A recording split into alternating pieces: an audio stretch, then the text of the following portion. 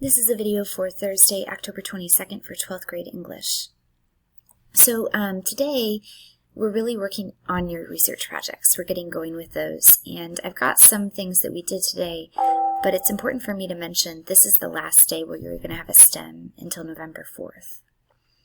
You can see the STEM there, even though when WOW we protect children from some knowledge. Now, after this, once you have your research topic, you have your research question, you're just going to spend a week every day researching and collecting sources for your document. So I'm going to really focus on that in this video. We went through, I'll show you these slides, this document, this article called The Coddling of the American Mind. It's a pretty famous article now. And it's in the spirit of wondering, what should you teach children? How do you build your own base of knowledge? What knowledge is intimidating or foreign to you, and how should you proceed with that?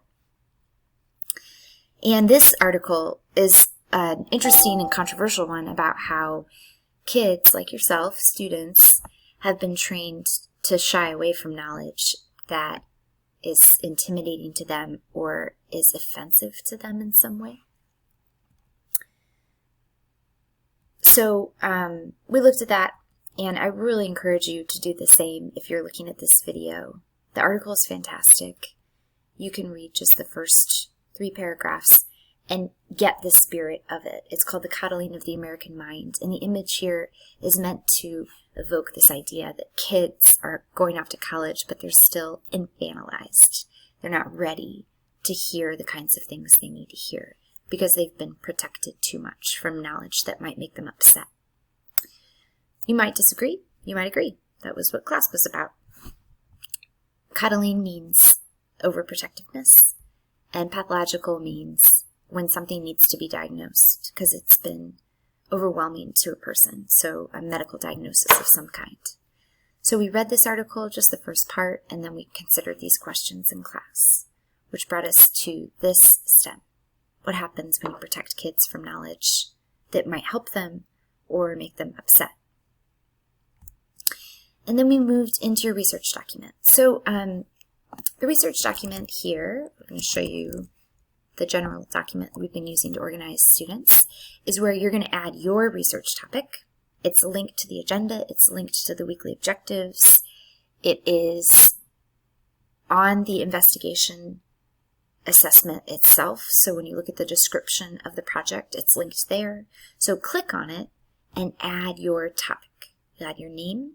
We will create your advisor. Your topic, your research question, and then what presentation mode you want to choose. And we spent a little bit of time looking at good research questions and bad research questions. So, for example, a bad research question might be something in the world of baseball. I could ask, what is baseball? That's an awful research question. Way too broad, too hard to understand where you're even going with it, what you're trying to find out.